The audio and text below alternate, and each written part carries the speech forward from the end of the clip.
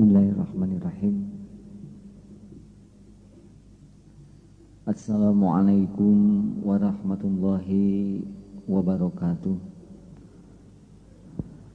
Subhanallah walhamdulillah wa la ilaha illallah wallahu akbar. La hawla wa la quwwata illa billahil aliyyil azim. Allahumma salli wa sallim wa barik ala Muhammad wa ala alihi wa sahbihi ajma'in, amma ba'du. Subhanallah walhamdulillah wa la ilaha illallah wallahu akbar. La hawla wa la quwwata illa billahil aliyyil azim. Allahumma salli wa sallim wa barik ala Muhammad wa ala alihi wa sahbihi ajma'in, amma ba'du.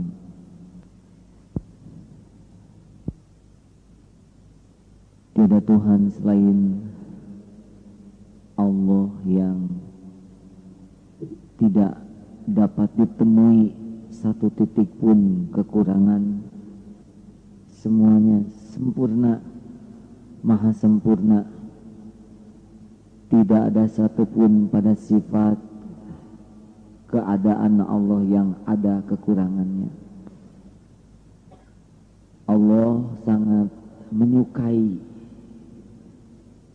orang-orang yang membersihkan diri. Sebuah gelas, wadah yang kotor ingin diisi dengan makanan yang enak, maka langkah awalnya adalah bersihkan gelas tersebut. Kita tidak mau menggunakan gelas yang kotor, kita isi dengan makanan yang enak. Nikmatnya ibadah, nikmatnya hidup, nikmat dekat dengan Allah, awali dengan membersihkan diri. Sholat itu akan diterima kalau diawali dengan mensucikan diri. Ada taharatul jismi, ada mensucikan lahir, dan ada taharatun nafs, ada mensucikan yang lebih tidak zahir. Kalau kita ingin akrab dengan Allah, maka ingatlah kunci awalnya adalah berusahalah membersihkan diri.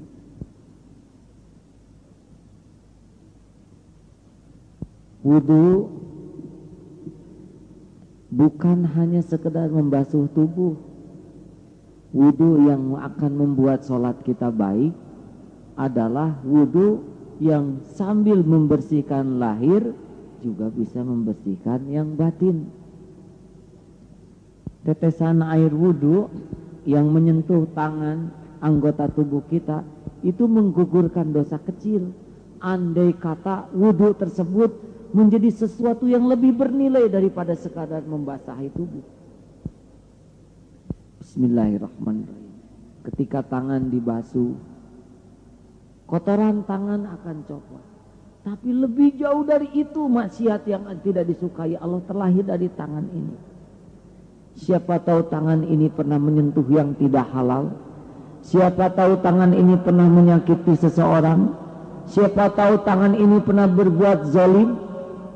Sambil membasuh hati teringat kepada dosa. Ya Allah, semoga setiap maksiat yang ada, yang pernah diperbuat tangan ini diampuni. Kumur-kumur, keluar kotoran dari mulut, keluar barang-barang yang tidak digunakan di mulut. Tapi jauh lebih mahal dari itu adalah bagaimana kita bisa merasakan, ya Allah, ribuan kata yang terucap hari ini. Betapa banyak kata-kata yang sia-sia. Ada dusta, ada janji yang diingkari, ada kata yang melukai. Astagfirullah. Ketika berkumur sambil memuntahkan air, sambil kita berusaha muntahkan tuh si dosa-dosa. Tidak usah diteriakan, tidak usah dizahirkan, tapi setidaknya nikmati saat berwudu menjadi, ya Allah, mudah-mudahan si mulut ini bersih, lahirnya juga membersihkan. Kepada saudara perokok, hati-hati kita hisap rokok, asapnya mengepul, sebuah ruangan terpenuhi dengan asap rokok kita. Ternyata ada orang yang bisa sesak alergi karena asap rokok. Kita isap rokok demi kepentingan diri, asapnya meracuni orang lain, dia kambuh asmanya, dia sesak nafasnya karena asap kita, lalu dia berdoa. Bisa jadi doa dia menjadi doa yang makbul karena dia teraniaya karena asap kita. Maka hati-hatilah perokok. Jangan-jangan kita akan terkena doa dari orang yang teraniaya. Sambil kumur-kumur, sambil kita ingat, kenapa tadi saya harus ngomong itu? Bagaimana perasaan dia mungkin terluka? Basuh wudu muka kita, ya Allah. Yang merasa jelita, istighfar, jangan sampai ujub. Yang merasa kurang jelita, istighfar, jangan sampai minder. Sombong penyakit, minder juga penyakit. Karena wajah bukan punya kita. Yang cantik dan yang kurang cantik, yang tampan dan kurang tampan, sama-sama dua-duanya cobaan. Dengan rupawan kemudian kita jadi ujub, kita gelincirkan orang lain, dosa. Dengan kurang rupawan kemudian kita minder, keluh kesah, merasa Allah salah membuat, itu juga dosa. Sudah. Ya Allah, mudah-mudahan wajah ini penuh cahaya dalam pandangan. Ketika kening, ya Allah, semoga Engkau bersihkan dari pikiran keji, rencana buruk, busuk. Sambil basuh kening itu sambil mengharap si kening ini pikirannya hanya baik. Kaki dibasuh pun minta diringankan untuk melangkah ke tempat yang Allah sukai. Dan ampun andai kata sering melangkah ke tempat yang sia-sia atau tempat yang Allah murkai. Jadi proses berwudu tidak hanya sekedar lahir yang bersih, tapi juga batin. Saudara-saudara sekalian, andai kata kita menikmati wudu dengan baik, nanti kita jadi bersih terus batin kita. Kalaupun nanti akan ada pikiran-pikiran yang salah, kita harus segera berjuang untuk membersihkan. Di antaranya yang akan mengotori hati adalah penyakit su'udzon atau berburuk sangka. Hati-hati ini, kalau wadah hati kita sudah kotor, keruh, kita tidak akan bisa menikmati hidup ini. Yang ada adalah kita akan disiksa untuk meladeni kebusukan hati kita.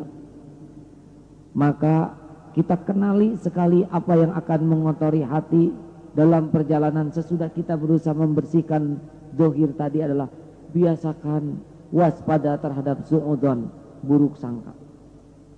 A'udzubillahi minasyaitonirrajim. Ya ayyuhalladzina amanu ijtanibu katsiran minadh-dhann inna ba'dadh-dhanni itsm. Hai orang yang beriman, jauhi prasangka. Karena sebagian prasangka itu dosa. Kalau kita sudah mulai berburuk sangka, nanti kita akan masuk ke penyakit tajasus.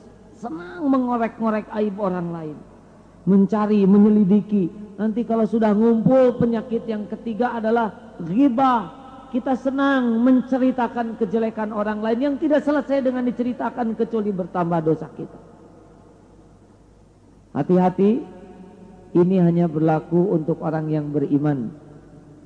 Pernah ada seorang istri mendapat telepon gelap dari seseorang.